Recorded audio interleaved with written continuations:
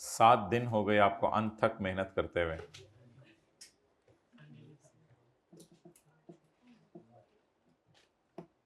Company law की class कब है पहली? 22 को है ना, तो ठीक है, कल फिर इंशाल्लाह हम जो है वो जोहर के बाद एक नशिस्त रखेंगे जिसमें हम IS 38 के कुछ पास पेपर कर लेंगे। तो कल ज़रा तैयार होके आइएगा, रिक्शे वाले को कह दीजिएगा मुझे जोहर के 1 घंटे बाद लेने आए। 1:45 से 2:45 कर लेंगे, कुछ पास पेपर की प्रैक्टिस कर लेंगे। इसका मतलब ये नहीं कि नॉर्मल क्लास नहीं होगी। ओके ठीक है, रिक्शे वाले अंकल को क्या बताना है आपने? मुझे 2:45 पे आके मेरा इंतज़ार करना शुरू कर दीजिएगा। जब मुझे छोड़ा उन्होंने तो मैं आके बैठ जाऊंगा। अच्छा जी, वेबसाइट कॉस्ट्स निकाल लें या कट लें, जो भी आप मुनासिब समझें लफ्ज़। कितने लोगों ने छुट्टी की थी लेकिन लेक्चर ऑनलाइन ले लिया है? हाथ खड़ा करें जी। इंशाल्लाह ऑनलाइन अपलोड करना बंद कर दिया जाए मेरे भाई। इस फैसिलिटी को लोग यूज नहीं कर रहे, मिस यूज कर रहे हैं। मिस का नाम मिस यूज कर रहे हैं। पेज 229।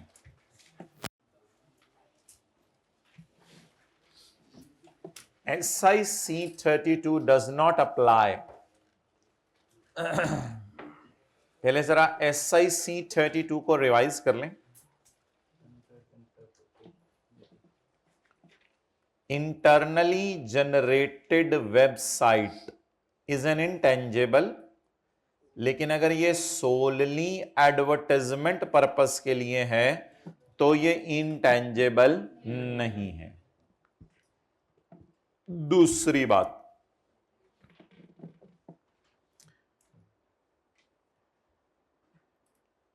वेबसाइट की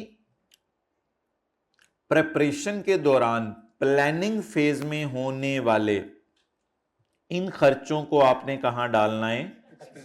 एक्सपेंस में। फिजिबिलिटी स्टडी, बोलने का मकसद बार बार ये होता है, जरा जहन में रह जाए। Feasibility study, defining hardware software, evaluating alternative products and suppliers in selecting preferences.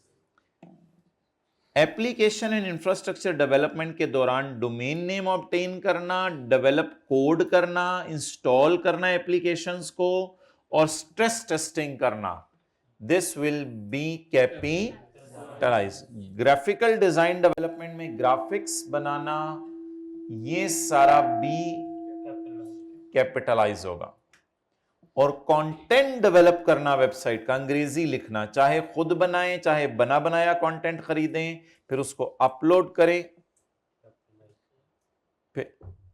फिर उसको अपलोड, फिर उसको अपलोड, फिर उसको अपलोड,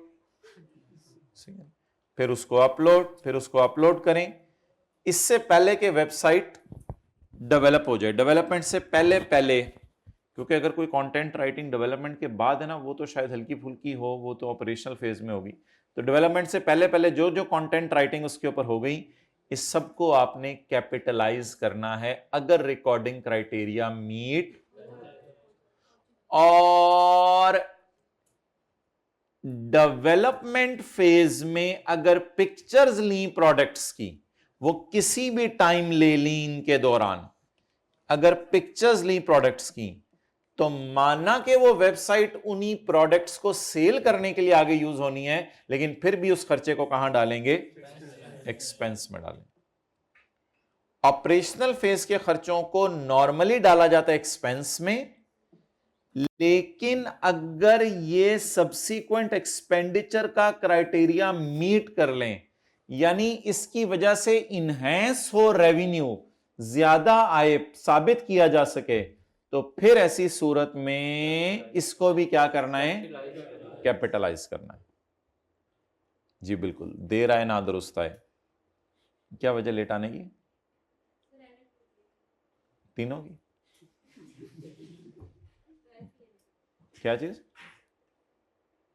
चलें को क्लोज करते हैं, बात बढ़ जाएगी। Other selling admin expenses unless उनके साथ लिखा हो डायरेक्टली एट्रीब्यूटेबल है, फिर कैपिटलाइज कर दीजिएगा, वरना नहीं। इनएफिशिएंसीज, इनिशियल ऑपरेटिंग लॉसेस और ट्रेनिंग कॉस्ट, ये सारा का सारा एक्सपेंस में होगा। मैं थोड़ी देर पहले आपके बारे में सोच रहा था कि आप नहीं आए। थोड़ा पहले सो लेता, 10 मिनट पहले तो आ जाते आप। Okay, SIC 32 does not apply to expenditure on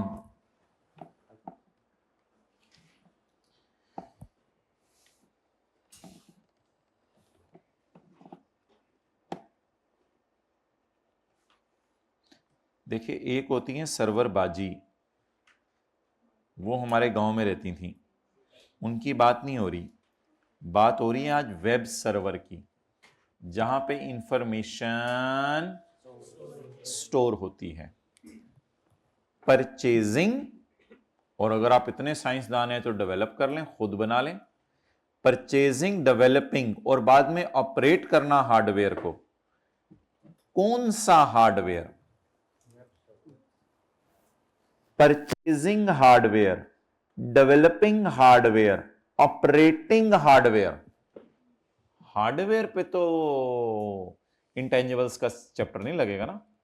purchasing hardware, developing hardware, operating hardware, यानी web server, production server, staging server. ये प्रोडक्शन सर्वर, स्टेजिंग सर्वर भी वेब सर्वर टाइप ही चीजें होती हैं। ये कोई आपके स्कोप के एतबार से इतना इंपॉर्टेंट चीज नहीं है, बस वेब सर्वर की आपको मेथोडोलॉजी पता होनी चाहिए।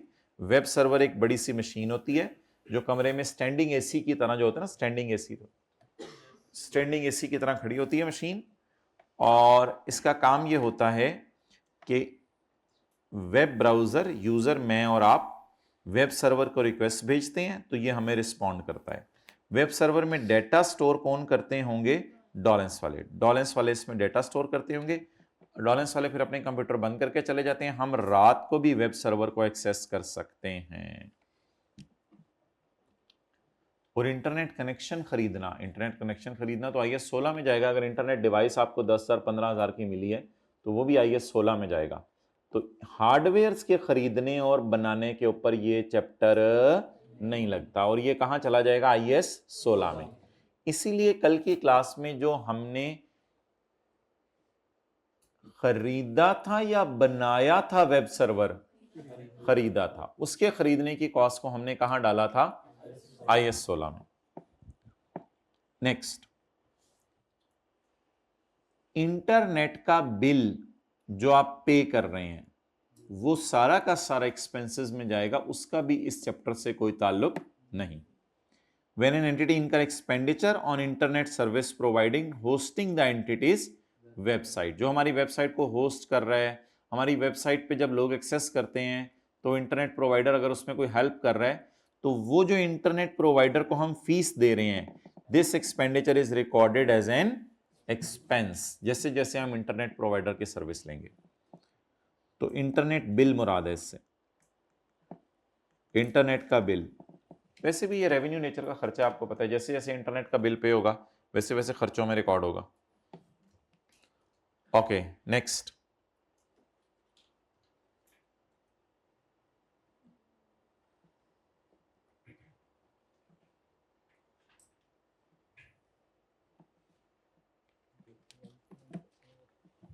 नेक्स्ट,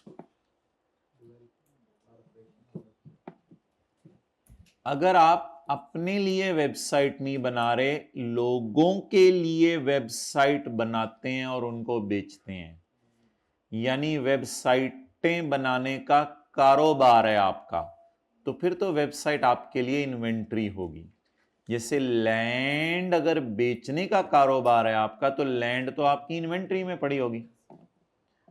दी डेवलपमेंट और operation of a website for sale to another entity in the ordinary course of business। इस पे क्या लगेगा? जब तक आपके पास पड़ी हुई IS 2 लगेगा, जब सेल करने का टाइम आएगा तो IFRS 15 लगेगा। IFRS 15 में हम रेवेन्यूज को डिस्कस करेंगे। तो जब तक आपके पास पड़ी हुई इन्वेंट्री है, जब सेल करने का टाइम आएगा तो IFRS 15। लीज, वेबसाइट आपने लीज पे ले ली, यानी आप वेबसाइट का रेंट पे कर रहे हैं, तो you acquired website on lease, that is you have not bought, आपने खरीदी नहीं, you have not bought but you are paying rent, आपने किराए पे लिए, वेबसाइट्स भी किराए पे मिल जाती हैं, but you are paying rent. इसकी काउंटिंग हम कहाँ पढ़ेंगे? IFRS 16 में।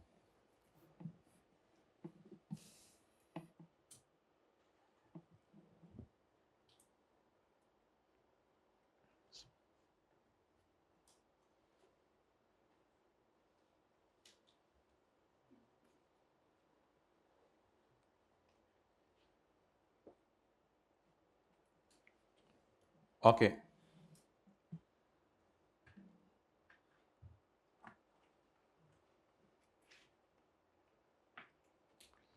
चलें जी आगे। तो हार्डवेयर्स वगैरह खरीदना, इसके ऊपर IAS 16 लगेगा। इंटरनेट सर्विस प्रोवाइडर को पैसे देना, ये एक्सपेंस में जाएगा।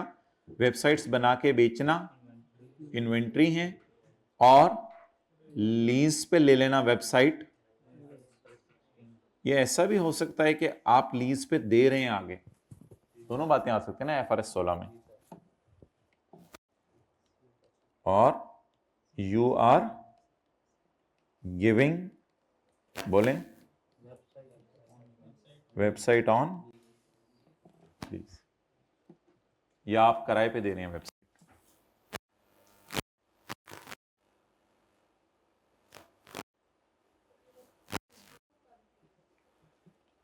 नहीं, ये फिर IFRS 16 अगर आप लीज पे दे रहे हैं तो, ये लीज का स्टैंडर्ड पढ़ेंगे तो पता चल जाएगा। Okay, next.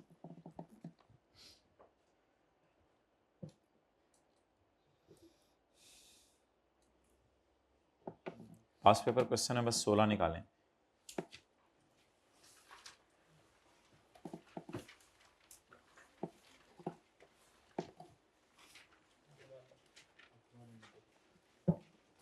अच्छा, इसको अब होमवर्क समझे, मतलब टेस्ट समझे, 1-2 मिनट में आपको दे रहा हूं। मैं पास पेपर का क्वेश्चन 16 खोल लूं या वेबसाइट कॉस्ट वाला सफा खोल लूं? वेबसाइट कॉस्ट वाला सफा मेरा पूरा नहीं खुलेगा, इसलिए मैं क्वेश्चन 16 खोल रहा हूं। आप वेबसाइट कॉस्ट वाला सफा बेशक उंगली निकाल के खोल लें, पेज 230। 2-3 मिनट में आपको दे रहा हूं, रीड आउट कर लें।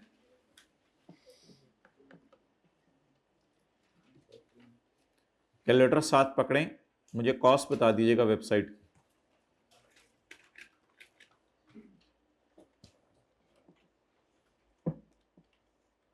वेरी इजी माय डियर, अल्हम्दुलिल्लाह you can do it.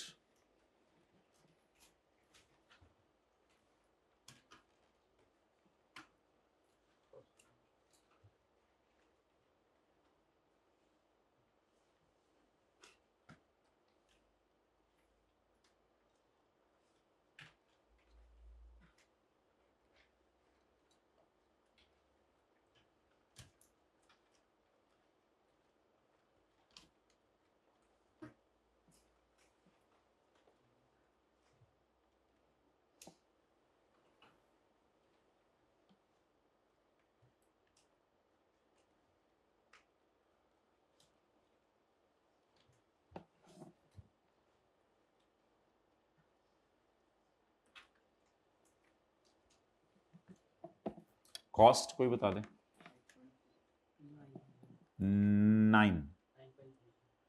9.3 ji. Next.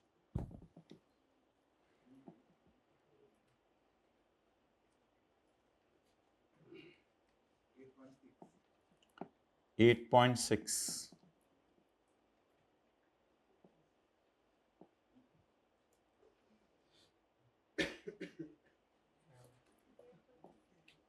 8.6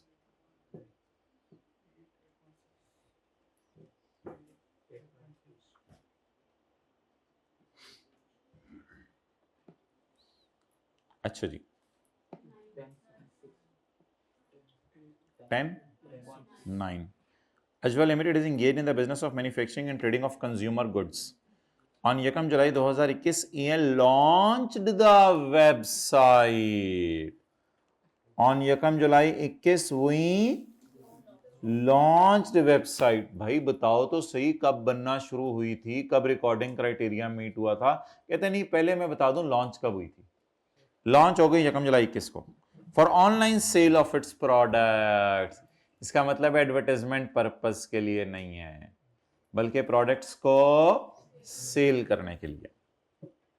the website was developed internally, खुद बनाई थी, which met the recording criteria on यकम में।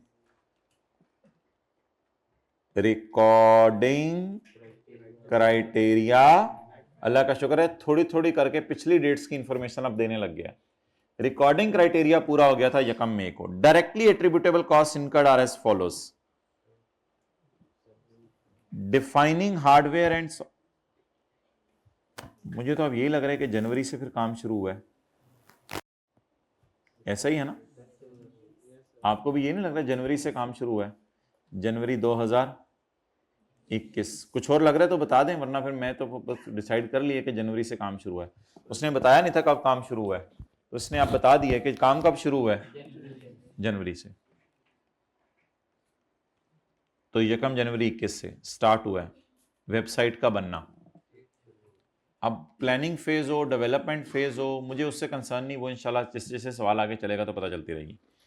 अच्छा जी, defining hardware and software January से मार्च। अच्छा, इस लाइन का क्या मतलब है? Star, all cost were incurred throughout the mentioned period, throughout the mentioned period. अच्छा, इसके सामने, और देख ही नहीं रहे, इसके सामने कितना मेंशन्ड पीरियड है? अगर आपने जनवरी का खर्चा निकालना है तो डिवाइडेड बाय 3 into 1 निकालेंगे।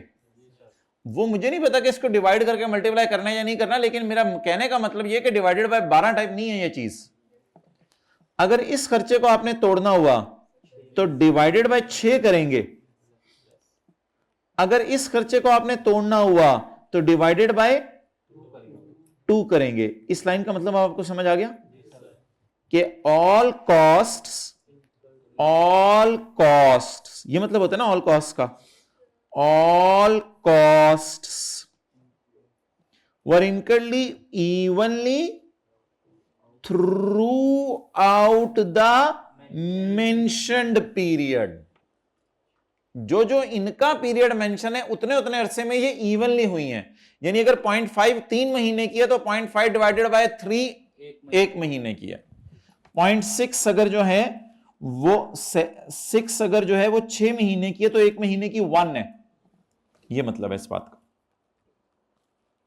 तो ये बड़ी इंपॉर्टेंट बात थी, और ये बात ऑल कॉस्ट्स के लिए थी। भाई जनवरी फरवरी मार्च में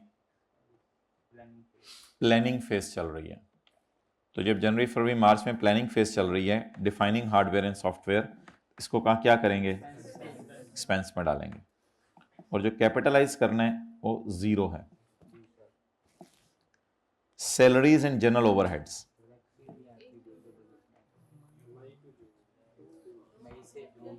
जनवरी फरवरी मार्च अप्रैल वाली सैलरीज साइंसदानों की, उनको हम एक्सपेंस में डालेंगे, और मई जून वाली को कैपिटलाइज करेंगे। जनवरी से जून में सैलरीज दी, जनवरी फरवरी मार्च अप्रैल वाली को एक्सपेंस, और मई जून वाली को कैपिटलाइज। तो अब 6 डिवाइडेड बाय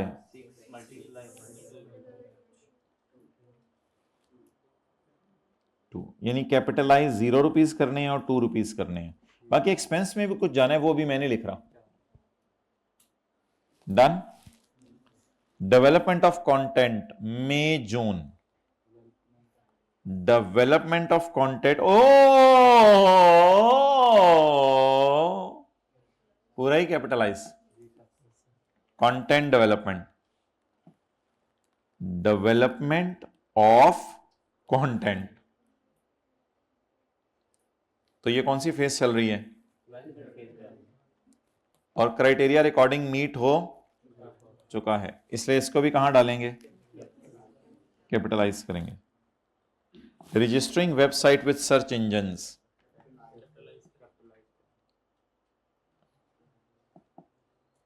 किधर है? मुझे क्यों नहीं मिल रहा?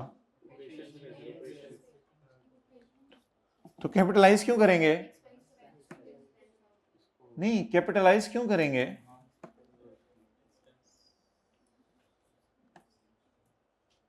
नहीं, इनहांस वाला तो सवाल वाजे बताया करेगा, सवाल वाजे बताया करेगा कि ये सब्सिक्वेंट एक्सपेंडिचर का क्राइटेरिया मीट कर रहा है और इसकी वजह से हमारी सेल एनहांस होगी और ये हुआ वो हुआ। ये जनरल रूल लगाना है। जनरल रूल है एक्सपेंस व्हेन इनकर्ड। अगर सवाल बता दे अच्छा इसका जो रिकॉर्डिंग क्राइटेरिया वो जनरल नहीं है, इसका रिकॉर्डिंग क्राइटेरिया सब्सिक्वेंट एक्सपेंडिचर वाला है, और सब्सिक्वेंट एक्सपेंडिचर ये होता है कि वाजे तौर पे पेपर में लिखा हुआ आएगा कि if we register the website with our search engines, then this subsequent expenditure will enhance our future economic benefit। अगर इस तरह की कोई लाइन नहीं आ रही और वैसे ही उसने लिखा हुआ है मीट्स द रिकॉर्डिंग क्राइटेरिया, तो वो मीट रिकॉर्डिंग क्राइटेरिया वाली बात नहीं देखनी। यहां इनहैंस का लफ्ज ढूंढ रहे हैं या सब्सिक्वेंट एक्सपेंडिचर का क्राइटेरिया मीट हो रहा है उसका लफ्ज ढूंढना है। ये जनरल रिकॉर्डिंग क्राइटेरिया नहीं है, सब्सिक्वेंट एक्सपेंडिचर का रिकॉर्डिंग क्राइटेरिया है। तो बाय डिफॉल्ट इनको कहां डाला करना है?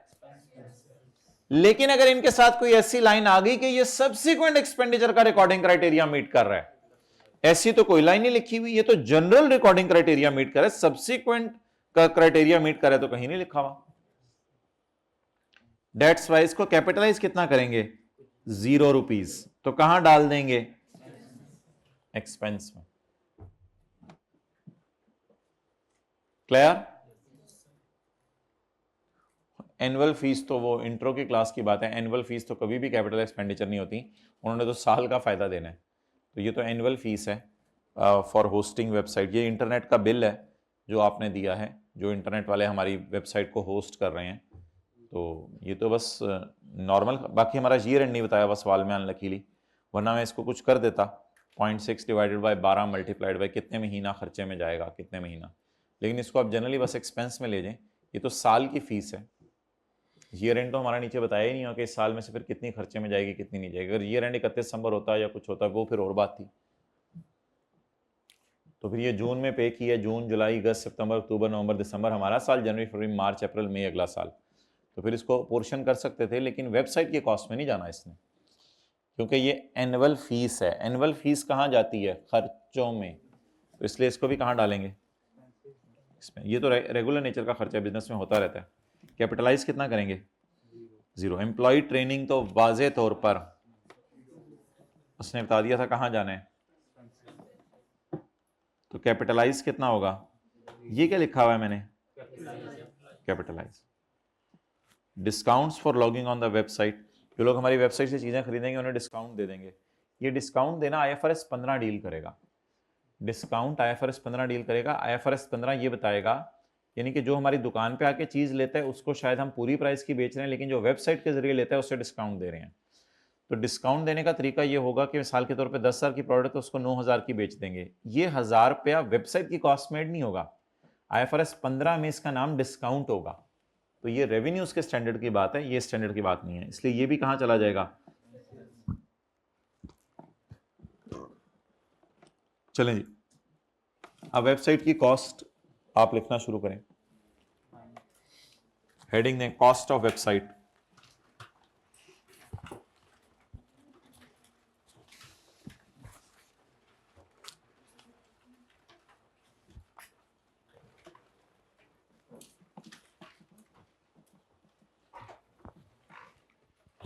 उसमें हेडिंग दें पहली सैलरीज फ्रॉम, समझ आ गया ना? इसी तरह डब्बा बना देना, सैलरीज फ्रॉम बोलें। चलें यार मैं बना देता हूं, छोड़ें। Salaries from May to June कैसे निकालेंगे? 6 divided by 6 months multiplied by अब समझ आ गया, आगे बना लेंगे खुद ही। Salaries from May to June. आगे my dear, development of content, इसमें अरसा लिखने की जरूरत नहीं। कंटेंट डेवलपमेंट, जी बोलें। 7 जी। 9 वाले हाथ खड़ा करें, 9 वाले, well done.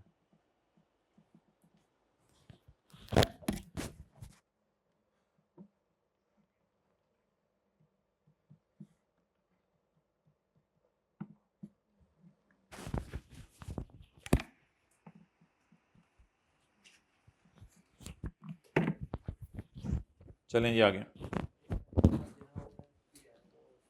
Salaries and general overheads लिख दो।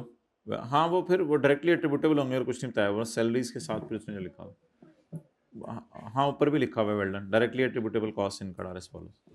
अच्छा माय डियर, अब मुझे ये बताएं कि सवाल की दूसरी रिक्वायरमेंट क्या है। नॉट इंक्लूडिंग, नॉट इंक्लूडिंग तो बहुत ज्यादा है। ये 0.5 भी नॉट इंक्लूडेड है, इसका 4 भी नॉट इंक्लूडेड है, ये वाला 1 भी नॉट इंक्लूडेड है, ये वाला 0.6 भी नॉट इंक्लूडेड है, 1.5 भी नॉट इंक्लूडेड है, 2 भी नॉट इंक्लूडेड है। इसकी क्या बतानी है, रीजंस। चलें आप एक एक हेडिंग देके बताना शुरू करें।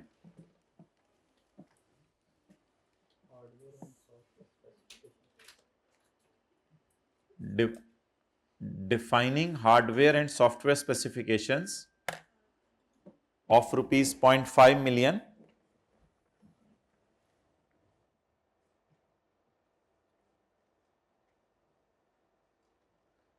relates to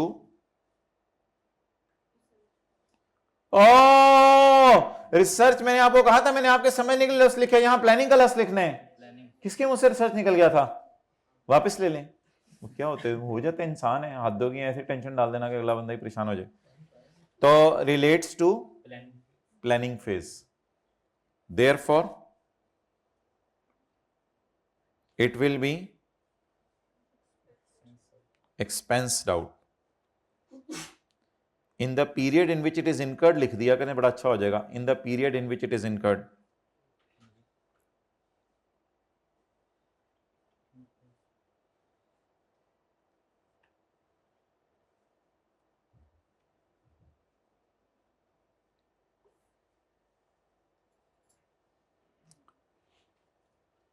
salaries and general overheads from January to April,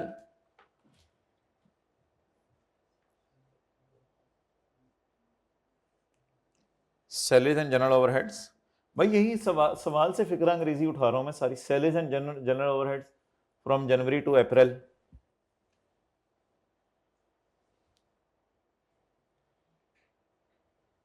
amounting to rupees 4 million,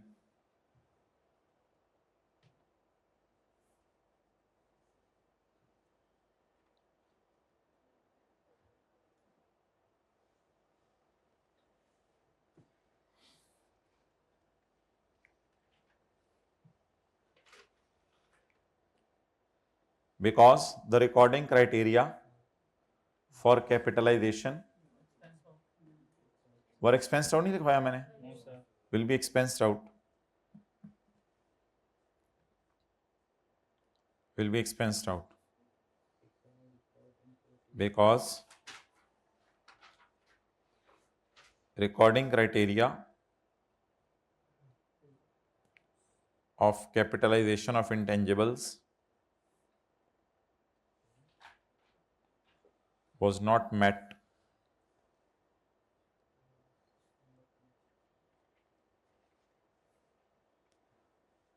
in this period। आगे, registering website with search engines,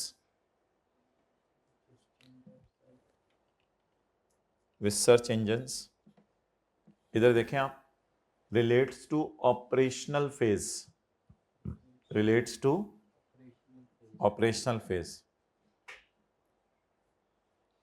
therefore it will be expensed when it is incurred।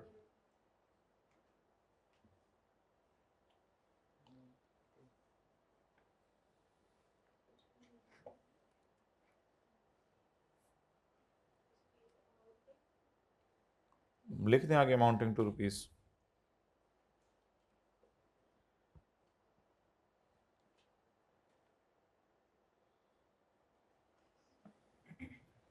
Next, annual fees for web hosting is a revenue expenditure and will be charged to P&L. Annual fees for web hosting of rupees 0.6 million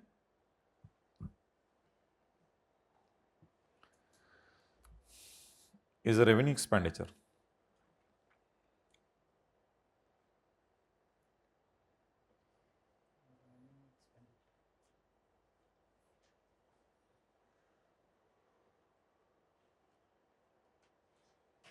And will be charged to P&L.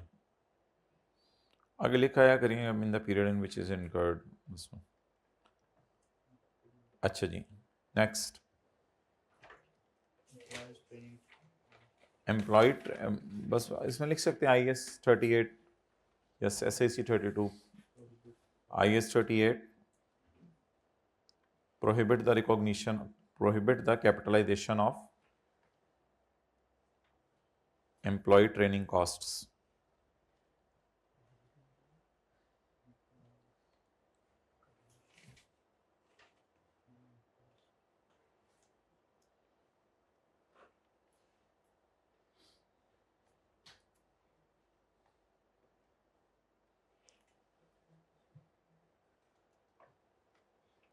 Okay guys,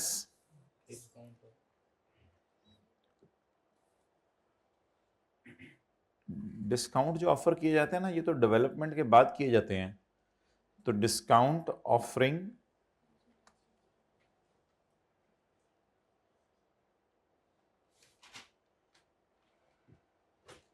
is a post development phase. Development के बाद कहीं जाके फिर तो development का part ही नहीं है। और जाके देखें डेवलप तो हो चुका है शकम जुलाई को, ये जुलाई अगस्त में फिर जाके डिस्काउंट ऑफर किए गए हैं। Discount offering is a post development phase, therefore it will be charged to expense.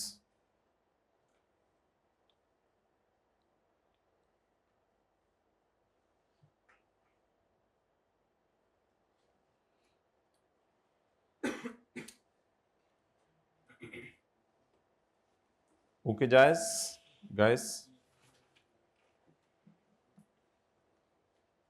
सवाल था, सवाली थी। और जिन्होंने 9 पकड़ लिया था उनको बाकी तो लिखने में मेरे ख्याल से पासिंग मार्क्स थे, सवाल में वैसे ही आ जाने थे। शुगल था सवाल में, ये जो अंग्रेजियाँ लिखनी थी तो वैसी थी। सर इंग्लिश का सवाल भी आ सकते पेपर में। सर कितने नंबर का आ सकते सर? 100 नंबर का पेपर आ सकता है थ्योरी का, कोई मसला नहीं। इसमें क्या मसला है, जो चीज़ें वैसे करते हैं वो वैसे कर लेंगे। 100 नंबर का थ्योरी का पेपर आ सकता है जी।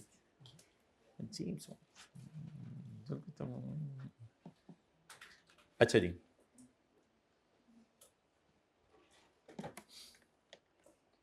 साथ वाले को मुस्कुरा के देखें। आज एक मजे की चीज बतानी है। दांत अंदर रखें अपने, दांत अंदर है नहीं। दांत वाला और बगैर दांत वाला लड़ रहा था। बगैर दांत वाला कह रहा था ये चबा चबा के खाना खा गया सारा, और वो कह रहा था ये निकल निकल के खा गया, इसने ज़्यादा खाया है। अच्छा,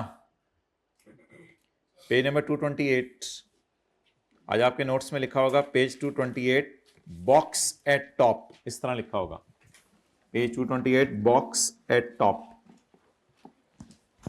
एक कॉन्सेप्ट आपको देना है जी रेजिडुअल वैल्यू का। ये नोट्स तो 10-12 सफ़े हैं हाइब्रिड में, इन पे तो नहीं है, तो बुक ले ली हुई है लोगों ने काफ़ी अरसे की, तो बुक में है चीज़ें। उठ के अब दूसरी रो में चले जाएं जिनके पास बुक है, या फिर कुछ करें इस तरह। अच्छा, अब सवाल माय डियर ये राइज हो रहा है कि रेजिडुअल वैल्यू क्या लेनी चाहिए इन केस ऑफ इंटेंजिबल्स। तो जनरल रूल है जी, इनटैंगिबल्स की टांगे नहीं होती, इसलिए इनकी रेजिडुअल वैल्यू 0 लेनी चाहिए। लेकिन 2 सूरतों में इनटैंजिबल्स की रेजिडुअल वैल्यू ले सकते हैं। 2 सूरतों में इंटेंजिबल की रेजिडुअल वैल्यू ले सकते हैं। अच्छा, अब ये 2 बातें अलग अलग हैं। एक बात मैंने आपको जबानी बताई भी, अभी पढ़ाई नहीं, वो कुछ और बात है। वो है कि इनटेंजिबल को रीवैल्यूएशन मॉडल में कब लेके जा सकते हैं। वो मैंने आपको बताया था कि इनटेंजिबल को रीवैल्यूएशन मॉडल पे उस वक्त लेके जा सकते हैं जिस वक्त एक्टिव इसके अलावा उसको रीवैल्यू नहीं कर सकते। लेकिन रेजिडुअल वैल्यू में थोड़ी रिलैक्सेशन है। रेजिडुअल वैल्यू दो सूरतों में ले सकते हैं सवाल में। पहली सूरत, अगर कोई थर्ड पार्टी कमिट कर दे, कमिट मींस वादा कर दे, एग्रीमेंट कर ले, अगर कोई थर्ड पार्टी कमिट कर ले कि इसकी लाइफ के एंड पे, यूजफुल लाइफ के एंड पे मैं आपसे आके ले लूंगा, फिर क्या टेंशन है, फिर तो कोई मसला नहीं, फिर वही उसकी रेजिडुअल वैल्यू है। अगर कोई थर्ड पार्टी कमिट कर दे, अगर थर्ड पार्टी नहीं कमिट करती तो उसकी एक्टिव मार्केट होनी चाहिए जहां जाके आप बाजार में बेच सकें। फॉर्मूले आप बाजार में नहीं बिकते, पेप्सी वाला अपना फॉर्मूला बाजार में बेचे, कोई एक्टिव मार्केट नहीं है जहां सुबह शाम बायर्स आ रहे हो, फॉर्मूला ले लो, फॉर्मूले दे दो, ऐसी कोई जगह नहीं है, सॉफ्टवेयर की है। तो या कोई थर्ड पार्टी कमिट कर दे मैं इतने में ले लूंगी, या एक्टिव मार्केट हो, दोनों में से कोई एक सूरत भी हो जाए तो रेजिडुअल वैल्यू क्या ले लें, जो गिवन है सवाल में। वरना अगर रेजिडुअल वैल्यू गिवन भी हो तो पेपर में इग्नोर कर देंगे, क्योंकि हम कहेंगे ना इसकी एक्टिव, ना किसी थर्ड पार्टी ने वादा किया है, तो घुमाने फिराने के लिए तुम मुझे रेजिडुअल वैल्यू दे रहे हो। लेकिन एक्टिव मार्केट में भी शर्त यह है कि जब आप बेचने जाएं आपको यह उम्मीद हो कि उस वक्त भी मार्केट रहेगी। पता चले आपने उसको बेचने जाना है 5 साल बाद और एक्टिव मार्केट पाकिस्तान से 1-2 साल में लोग कह रहे हैं खत्म हो रही है, अब ये चीज बाजार में नहीं है, तो एक्टिव मार्केट में बहुत ज्यादा बायर सेलर कम आने लग गए हैं, तो लोग आहिस्ता आहिस्ता दुकानें बंद कर रहे हैं, 1-2 साल बाद मार्केट नहीं रहनी, तो फिर क्या फायदा एक्टिव मार्केट का। दूसरी शर्त यह है कि एक्टिव मार्केट आज भी हो, और दूसरी शर्त यह कि जब बेचने जाना है हमने 2-4-5 साल बाद, तब भी वो मार्केट हो, तो फिर एक्टिव मार्केट वाली शर्त पूरी होगी। ठीक है, लेकिन एसेट रीवैल्यू करने के लिए एक ही शर्त है, आज एक्टिव मार्केट हो बस। अगर आज एक्टिव मार्केट है तो उसको क्या कर लें, रीवैल्यू। लेकिन रेजिडुअल वैल्यू लेने के लिए दो बातें हैं, या तो कोई थर्ड पार्टी कमिट कर दे, लेकिन अगर कोई थर्ड पार्टी कमिट कर देगी तो वो रीवैल्यूड अमाउंट नहीं समझी जाएगी। रीवैल्यूड अमाउंट हमेशा वही होगी जो किस मार्केट में है। लेकिन रेजिडुअल वैल्यू सवाल में गिवन नहीं भी, कब यूज करेंगे, सिर्फ जब थर्ड पार्टी कमिटमेंट कर दे, और अगर नहीं करती कमिटमेंट तो कोई मसला नहीं, उसकी एक्टिव आज भी अवेलेबल हो, और जब बस खत्म। The residual value of intangible must be assumed to be zero. Residual value कहता है पेपर में हमेशा जीरो ले लेना, unless there is a commitment by a third party to purchase the asset at the end of its useful life, और there is an active market for the, और दोनों में से कोई एक बात हो जाए, and the residual value can be determined by reference to that market, और उस मार्केट के एतबार से वैल्यू निकाल सकें, और इट इज प्रोबेबल, प्रोबेबल का मतलब होता है high chance, it is high chance that such a market will exist at the end of assets useful life. तो 7 नोट्स में छोटा सा लिखा होगा आपके पैरा 100 हमने पढ़ा आज। डन जी। तो ये एक छोटी सी डिस्कशन हमारी रहती थी रेजिडुअल वैल्यू की, इसको आज हमने कंप्लीट कर लिया। अब एक पास्ट पेपर का एक सवाल करना है फुल फ्लेज, लेकिन उससे पहले जो मैंने आपको कल कहा था मिनिमल और नॉट मिनिमल के कुछ सवाल हैं, 1-2 वो करवा दूं आपको। पेज 241 पे आए भाई, बड़े शौक से कल आपने आना है, सुबह वाली क्लास भी होगी, फिर दोपहर के बाद भी होगी इंशाल्लाह।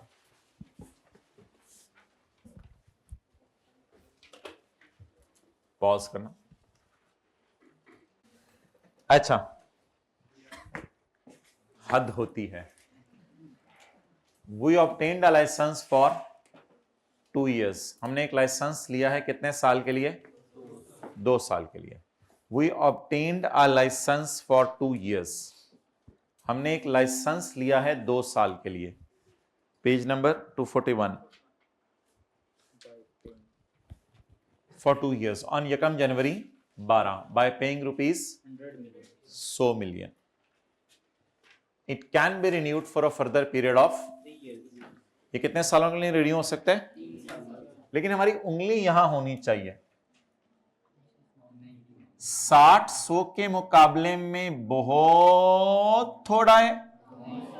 नहीं, बहुत थोड़ा तो नहीं। तो क्या रिन्यूअल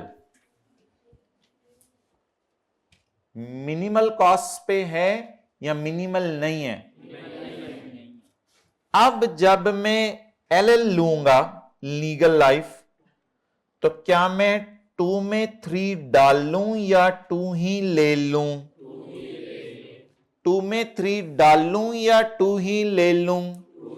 2 ही ले लेंगे हम लीगल लाइफ।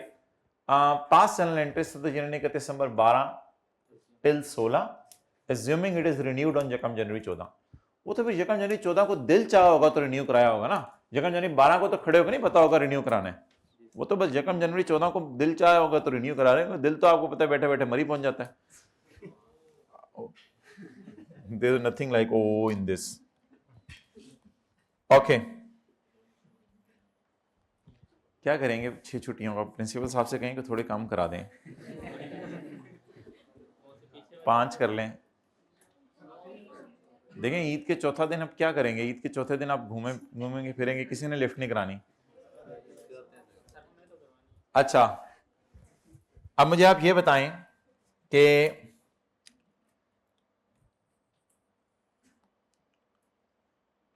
रिन्यूअल हो गई 2 साल बाद, इस बहस को छोड़ें। मुझे बताएं, जब मैं यकम जनवरी 12 पे खड़ा था, तो यकम जनवरी 12 पे खड़े होकर मुझे पता था रिन्यूअल महंगी होनी है, तो मैंने लीगल लाइफ 2 साल ली होगी या मैंने लीगल लाइफ जो है वो 5 साल ली होगी? 2 साल। तो इनटेंजेबल को क्रिएट करवाएं जरा यकम जनवरी 12 को। इनटेंजेबल एसेट डेबिट कितने रुपए? 100 रुपए। उसके बाद my dear 31/12/12 amortisation debit, accumulated amortization credit, so divided by 2 वो ऑब्वियसली पेपर में तो यकीन नहीं आता 100 डिवाइडेड बाय 2 भी सही होगा, कैलकुलेटर पे देखते हैं हम। तो 100 divided by 2 is equal to 50। 31 12 13 31 12 13 31 12 13।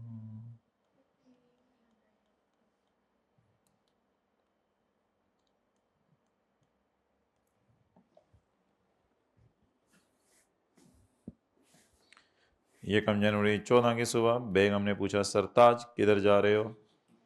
सरताज बोला, लाइसेंस रिन्यू करवाने जा रहा हूं। बेगम ने पर्स से निकाल के 60 मिलियन दे दिया। ज्यादा हो गई? ज्यादा हो गई? 60 मिलियन, इकाई दहाई सैकड़ा, हजार 1000 लाख 10 लाख करोड़, 6 करोड़ रुपया। अच्छा, अब मुझे आप ये बताएं कि यकम जनवरी 14 को मैं इसलिए इस साइड पे एंट्रीज नहीं कर रहा कि आपने भी इस साइड पे करनी है, मेरे पास उधर जगह खत्म हो गई है, तो मैं इसलिए इस साइड पे आ रहा हूं। अब यकम जनवरी 14 को लाइसेंस रिन्यू कराया, क्या एंट्री होगी? Intangible debit. ये मेजर कॉस्ट है, इसको नहीं एक्सपेंस में डालना, अच्छी खासी कॉस्ट है 100 के मुकाबले में।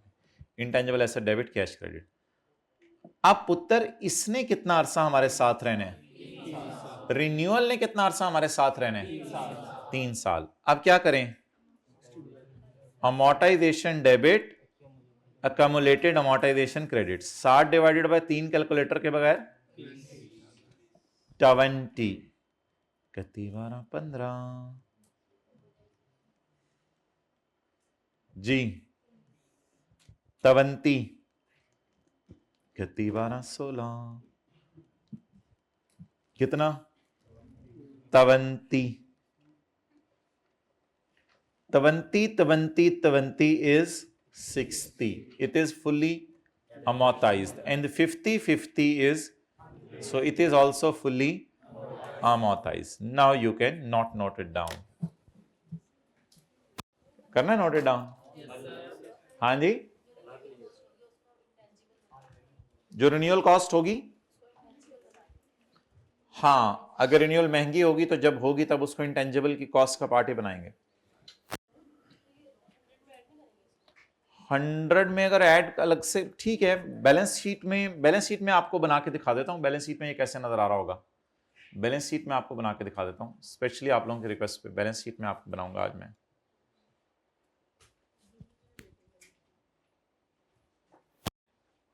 नोट हुआ है या करना है?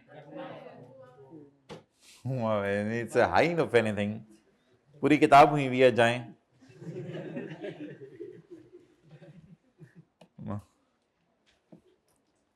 ना छेड़।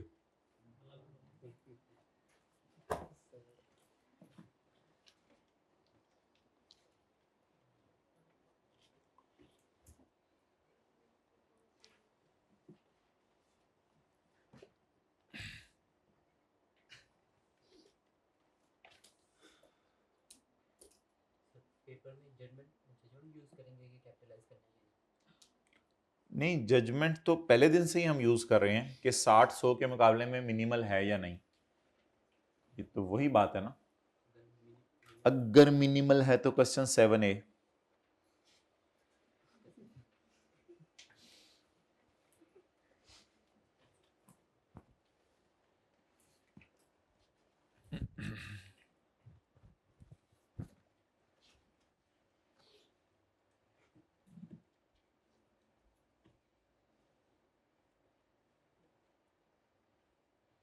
भाई कुछ लोगों को घर भेजा था कि पिछले लेक्चर कवर करके आए हैं, वो घर ही के होके रह गए हैं। खुदा के लिए आ जाएं, आप बस कर दें, कल परसों तक कवर करके तशरीफ़ ले आएं, फिर IAS 41 शुरू हो जाना है।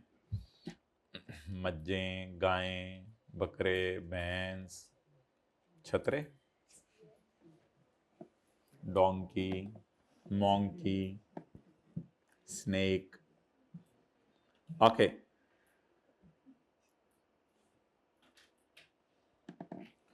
बैलेंस शीट कैसे बनेगी? बैलेंस शीट 2012 की कैसे बनेगी?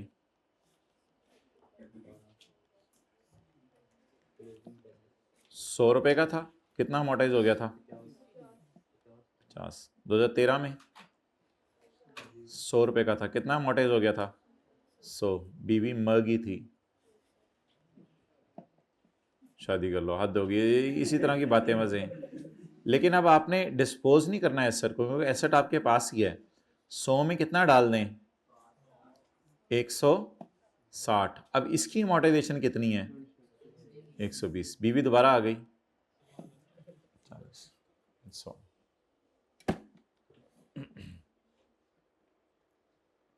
बैलेंस शीट में इस तरह जाएगा। और अगले साल 2015 में 160। पहले साल की अमोर्टाइजेशन 100, दूसरे साल की मैं 50 सॉरी, पहले साल की अमोर्टाइजेशन 50, दूसरे साल की 50, तीसरे साल की, चौथे साल की। अक्यूमुलेटेड कितनी है? 140। अगले साल बीवी फिर मजेगी। Book value.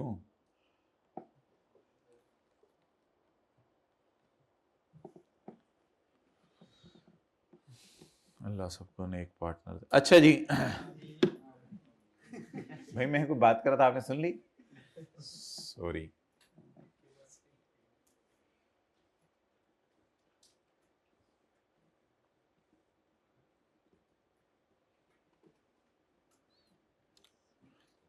तैयार हो के आना होता है क्लास के लिए या सब्जेक्ट की तैयारी करके आना होता है?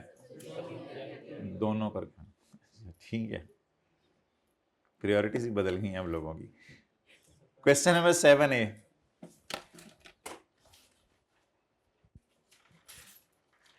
We obtained a license for 2 years on Yakam January 12 by paying rupees. It can be renewed for a further period of 3 years by paying rupees 6 million. अब 6 million 100 के मुकाबले में ना होने के बराबर है। 100 मिलियन में काम हो रहा था पहले, और अब वो काम कितने में हो रहा है? 6 मिलियन में। पहले 2 साल के लिए और फिर 3 साल के लिए। अब माय डियर क्या करेंगे?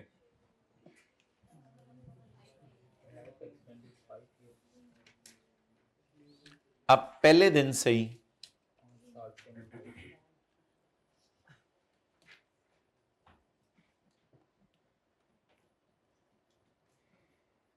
मेरे ब्रो, साथ वाले से कहें मेरे ब्रो, मेरे ब्रो, मेरे ब्रो।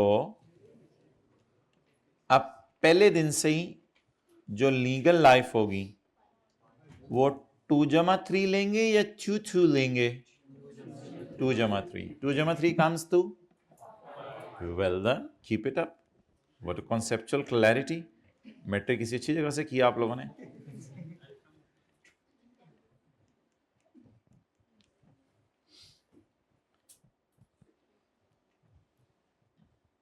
मैथ्स पढ़ा था आपने पीआरसी में?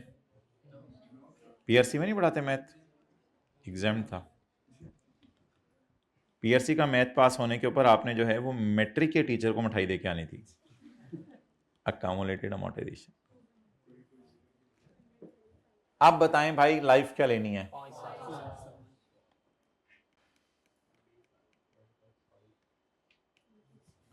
वी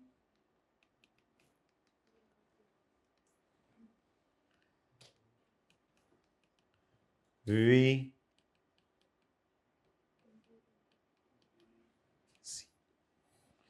ए बी सी किथे गई सी, सॉरी वी कितने साल अमोर्टाइज हो गया? अब अगर रिन्यूअल कॉस्ट मिनिमल है, जैसे कल 150 के मुकाबले में 0.3 था, तो रिन्यूअल को मैंने कहा था कहां डाल दें? एक्सपेंस में डाल दें। देखने में आपको 6 मिलियन बड़ा लग रहा है, बट किसके मुकाबले में कुछ नहीं है? 100 के मुकाबले में। तो 1 जनवरी 14 कितना? 6। इसकी तस्वीर भेज दें मुझे, 6। अच्छा जी, अब 31/12/14 को क्या करें? 31/12/14 को 100 - 6 को करें अमोर्टाइज। क्यों? 6 तो कैपिटलाइज ही नहीं हुआ ना, 6 तो एक्सपेंस में चला गया। अच्छा, वो 100 उधर ही खड़ा है, इसको लिटा दें 20 से। Amortisation debit, accumulated amortisation 100 divided bye, इधर अब अमोर्टाइजेशन में फर्क नहीं आएगा क्योंकि वो एक्सपेंस में चलेगी ना। जो बीच की चीज आई उसको हमने डस्टबिन में फेंक दिया है। 6 31/12/15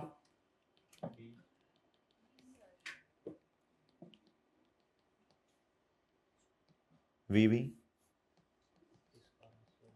वीवी बाहर आ जाए, बीबी से, वीवी भी है दुनिया में जी। हाइब्रिड में नोट हो रहा है, देख लें जरा, पता कर लें।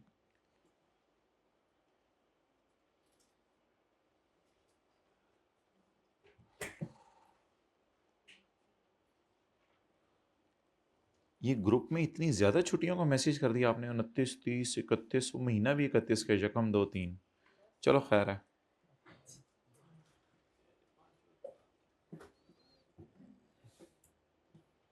जी कितने लोगों को पता चल गया? ग्रुप में मैसेज आ गया, हाथ खड़ा करें।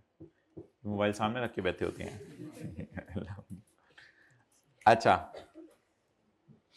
चलो भाई, दूसरी पार्टी बनाओ अब, सॉरी दूसरा पार्ट बनाओ अब। वर्किंग सबके साथ करनी है या